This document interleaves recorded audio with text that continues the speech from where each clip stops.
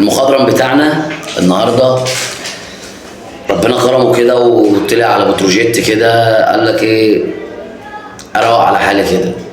قعد جون ادوار النهارده عقد اخر جلسه مع مسؤولي بتروجيت بخصوص الفدائي حامد حمدان، وبنسبه كبيره قوي لحد دلوقتي ما سمعناش او ما شفناش ان الصفقه خلصت او لسه هتخلص او زي ما جون ادوار معودنا انه بعد ما بيمضي الصفقه وبيعمل الفيديو بتاعه وبيخلص كل حاجه بيفاجئنا يقول لك انا اتعاقدت معاه في ايه. تمام. فهي بنسبه كبيره قوي ان الصفقه شبه اتحسمت،